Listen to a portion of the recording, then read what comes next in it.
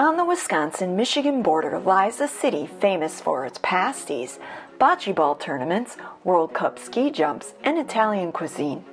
Yet few people know that this historic city also contains an engineering marvel found nowhere else in North America. Hey sightseers, Sightseeing Sally here and Marty. Today we're checking out Iron Mountain. And why are we checking out Iron Mountain, Marty? Actually, I don't know why. We're just here. That's kind of what I was thinking. I'm not really sure why we're here either, other than Marty suggested that we come out here probably because he knows that there are a lot of old historic buildings, much like the old train depot you see behind Marty. Actually, what Marty doesn't realize is that here in Iron Mountain, there's a historic district even bigger than the one that we saw in West Bend. Plus, there's something here in Iron Mountain that no other place in the entire United States or even North America can lay claim to. But you know Marty, I'm just going to play along with him just a bit and have a little fun. Check out the old building here. Still got the old signal up top. Pretty cool. Yeah, really, how often do you run across one of those, the old signal? I think that's the first one we've come across in all our travels and all the train depots and train stations we've seen. And then, of course, there's a sign on the front indicating what the stop was, Iron Mountain. As Iron Mountain grew, multiple railroads moved in. By 1887, the Milwaukee and Northern Railroad arrived with a line to Chicago. In 1893, they built their first passenger depot. Now no longer standing, the old depot became the freight station when the one you see here replaced it in 1910. Marty happened to spy something interesting on the building that I missed. Oh look, Cornerstone, 1913. Jinx, buy me a Coke. Yeah. Well, apparently, Marty didn't get my sense of humor there, but I guess there's something interesting over here we gotta look at. It says, I love Jamie. Looks like an old metal lockbox from the railroad. And now it's filled with things like flip-flops, discarded sandals, and other kinds of junk. Want a pair of sandals out of there, Marty? No, I don't need any more fungus feet. And then up ahead is something else that Marty happens to love besides train buildings. Theaters. Right, Marty? Yup. Now you know why. He suggested we do Iron Mountain. It has two of his favorite loves, trains and theaters. As technological advances of the Industrial Revolution spread into the area, attending performances at local theaters became a popular way for the middle class to escape the drudgery of everyday life. Theater is definitely older in like the 50s or the 60s. You got a picture of the marquee in the original face, which Sally will show you here, but it's painted in that, it's like 50s, 60s seafoam green on the front. What I find interesting is all the details that you see in the architecture, small details like the ball that you see up there, and then I don't know what you would call them. They're kind of like, they look like little flowers, but there's probably some specific terminology and architectural terms that I'm not getting. And then you've got up over here that very top piece where it kind of looks like a tombstone radio. You know, all these little things add up to making something very spectacular. Arriving on the scene in the mid-1920s, the Bromart Theater was originally designed to show movies. Considered state-of-the-art venue for the time, the Bromart brought silent film to the big screen. Now a performing arts venue, plans are in the works to completely renovate the historic theater. And then if you look just beyond the theater, over in this direction here, you'll see this massive building If I'm not mistaken, that used to be an old bank here in Iron Mountain. From the looks of it, it is still being used as a bank. It's First Bank.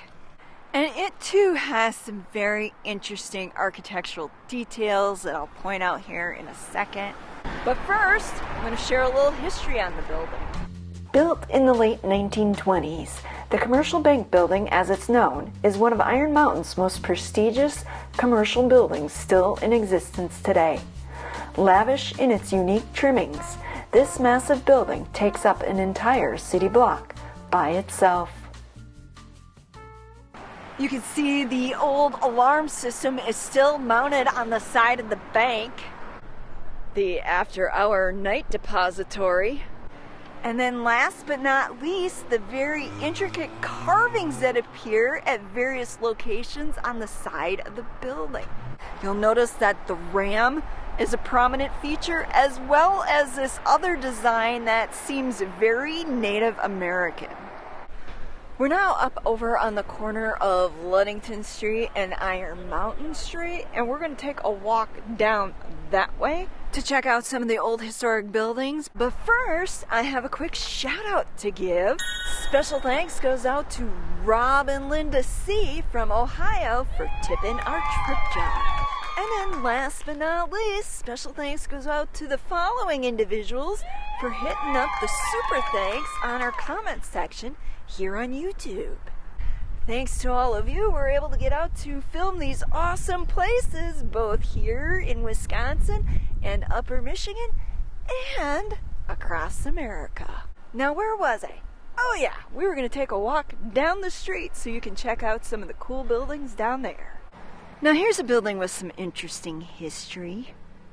Known as the Wood Sandstone Block, this building was constructed in 1891 using sandstone out of a quarry that's north of Iron Mountain.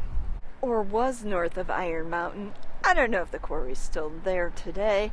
However, I do know that this building here, upon completion, was used as offices for the newly formed Dickson County, along with being the location for the post office for a while. And then in 1896 was converted into a hotel known as Hotel Wood. For whatever reason, though, the hotel didn't do as well as they had hoped. So in 1900, the city purchased the building. And if you look, you can see where the fire trucks once came out, because these three bays here were added to allow for storage of the fire trucks. Now, as you can see, the building serves as multifunctional purposes with a counseling center, a place called the Tap Room, and the Sandstone Studios, among other things. And then across the street from that, you have what is known as the building that houses the Daily News and Advertiser, along with Harry's Plumbing and Heating Supply. Now here's something you don't normally expect to see in an old church. Wells Fargo Advisors. Wells Fargo, they're all about honesty and integrity. Just look at the news the last couple of years, all the shenanigans they've been involved with. Marty, tell us how you really feel. Hey! On that note, let's move on. Across the street from the old church that we were just looking at is this building, the old Carnegie Public Library. Yes, that Carnegie. Apparently, while he was here in Iron Mountain on business, Andrew Carnegie saw that the town needed a public library. Thus, being the philanthropist that he was, he donated $15,000 towards the building of this. Opening its doors on April 15, 1902, this building served as the library for 67 years. Designed by architect James E. Clancy, the library was built by a local contractor known as William H. Sweet. Pretty amazing when you think about it. Normally you don't associate the Carnegies with anything to do up here in the Midwest, especially given the fact that back then we would have been considered, or Upper Michigan would have been considered, the middle of nowhere. But as we just found out, that's not the case, at least for this old mining town. For those who don't know, Iron Mountain can trace its beginnings back to 1878, when iron ore was first discovered in the Millie mine, located on the north side of the bluff from which the city derives its name. This finding of ore would eventually prove to be a branch of Iron Mountain's Chapin mine, the very mine that brought to life an iconic piece from America's engineering history you can find only in Iron Mountain today. By the way, you'll notice they have a time capsule buried here to be opened July 4th of 2079. As much as I'd like to be around for that occasion, I have a sneaking suspicion that it would be highly unlikely. Just saying. Given that there are so many historic buildings in this historic district, I'm only going to show you a few more before we move on, because otherwise we won't have time for some of the other highlights here in Iron Mountain. Because as you might have guessed, with a city being this large, granted it's not nearly as large as West Bend, but still it's bigger than the towns that we're accustomed to covering, that there is a lot more here to see than what we can cover in this video. Once the location of Fontana's Supper Club, this unique building located at the south end of Stevenson Avenue is really two buildings combined together. Built in 1889 to replace a block of buildings lost in a fire, they were set parallel to train tracks that used to run right up to the Chapin mine. For those of you who want to own your own piece of historic Iron Mountain, this building's for sale. While most locals will remember this as the IBEW building, in 1892 a hardware store occupied the place. Later, in 1925, Charles C. Swartz manufactured El Como cigars here. It is also believed the building was used as an opera house at one point, and reportedly a Swedish lodge known as the North Star Lodge met here for a time. For those of you who don't know, there are a number of historic churches here in town. We'll check out a few of them, though we won't be able to explore all of them. Here we can see the old Robbins building, built in 1891, now houses H&R Block. And then next door to that is my personal favorite. It houses the Aveda Salon here in town. Of course, we can't forget Brick and Mortar and OMGG Boutique. Oh, I just spotted something you sightseers just gotta see. And that's this beautiful piece of art painted alongside the building. Such beautiful colors.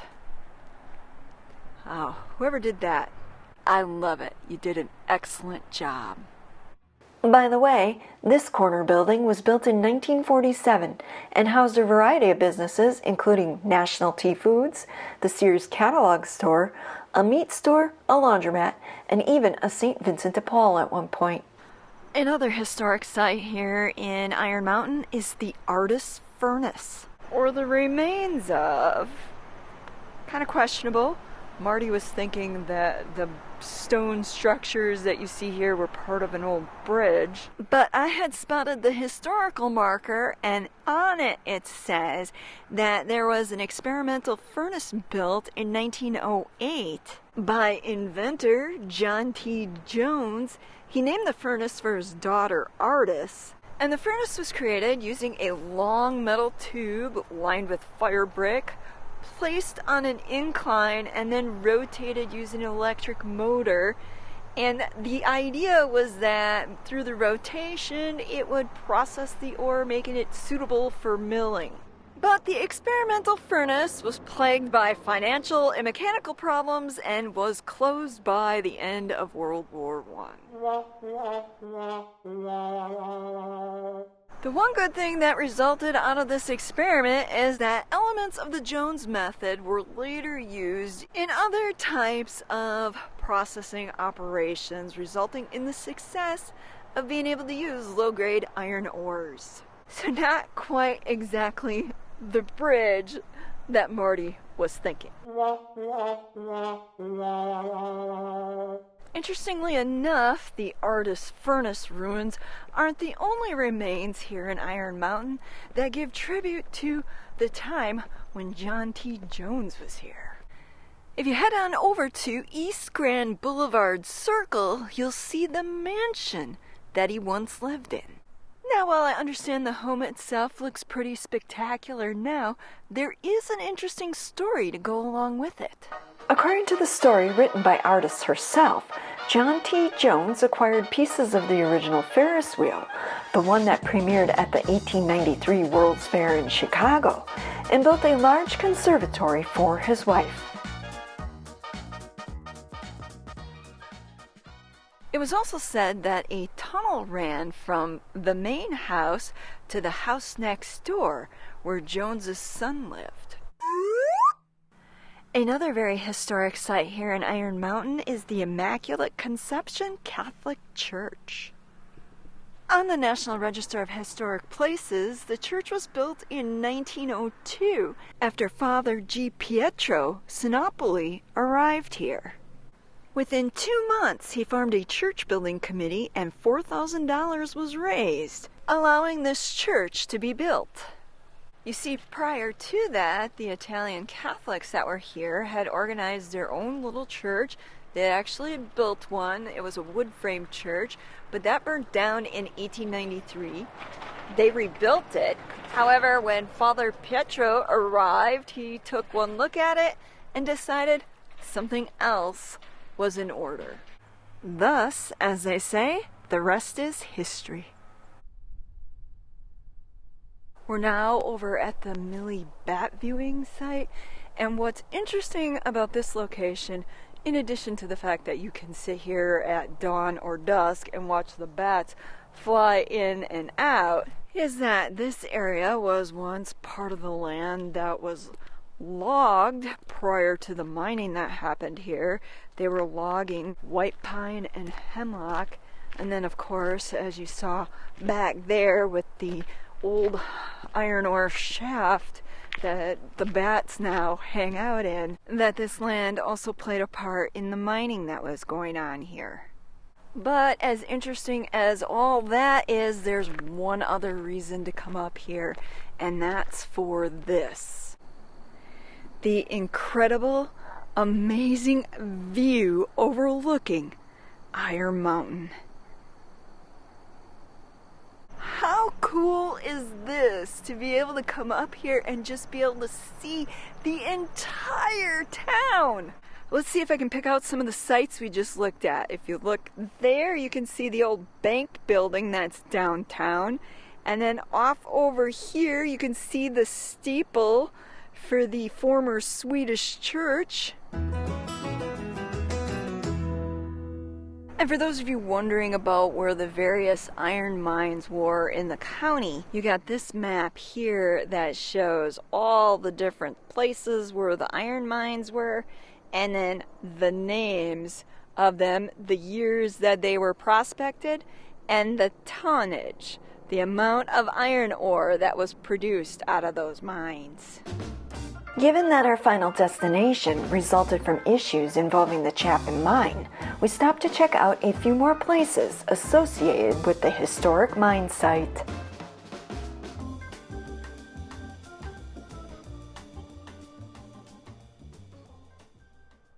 A few more historic buildings here in Iron Mountain. If I'm not mistaken, these had to do with the old mine. And to me, it almost looks like the material used in these buildings is the same that was used in the wood sandstone block. And if you look over there, you can see what's left of a sign advertising Old Dutch potato chips. May have been a warehouse distribution center at one point. If anybody knows, let us know in the comment section below. No visit would be complete without a trip to the Crowbar Hotel. What? Technically, we're not going to go visit the Crowbar Hotel per se. We're just going to go take a look-see at the historic courthouse. Though I'm sure Marty would have a lot more fun hanging out in the old Crowbar Hotel. Right, Marty? Absolutely. teach them inmates a thing or two, right? Allegedly. Allegedly.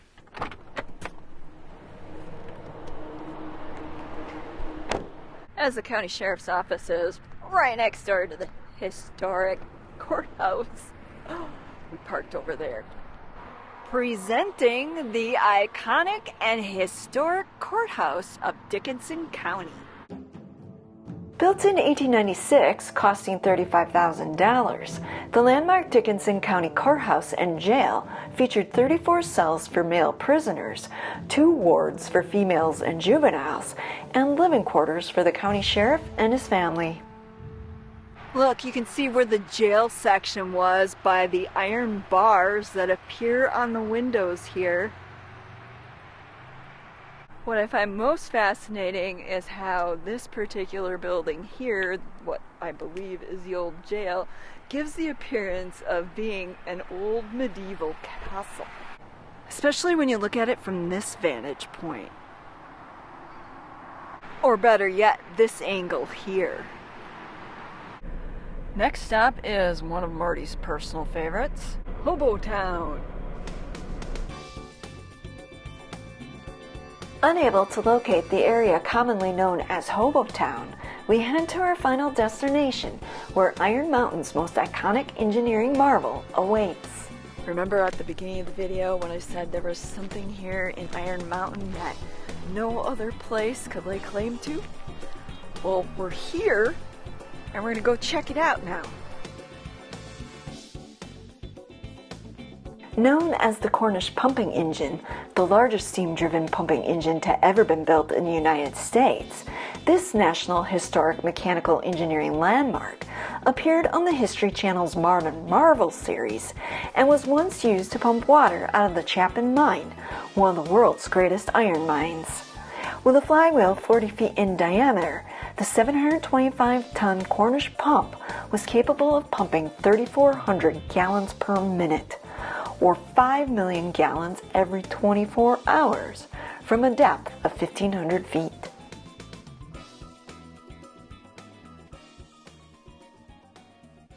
Wow, can you believe how massive this thing is? Working in the nuclear industry, I have seen some massive pieces of equipment, but nothing that can quite compare to this. Wow. It's unbelievable. Especially when you take into consideration the timing as far as the period of time it was built and then used. No wonder this is on the National Register of Historic Places. In 1934, after the Oliver Iron Mining Company had retired the Cornish pumping engine, they offered the pump to Dickinson County as a relic for sightseers to visit. For many years, the engine stood outside, exposed to the elements. Then, in the early 80s, the Menominee Range Historical Foundation built the museum around it. Here's a miniaturized version to get an idea of how it actually worked. By the way, there's a whole nother room right through that door that has some displays on the early logging days, some displays talking about Henry Ford and his connection to here, and of course more equipment related to the mining. But because I don't want to spoil it for you, should you get the chance to come out here yourself, we're just gonna mosey on. And there you have it. Historic Iron Mountain with its engineering marvel that no other place in North America can claim to possess. Pretty cool, don't you think?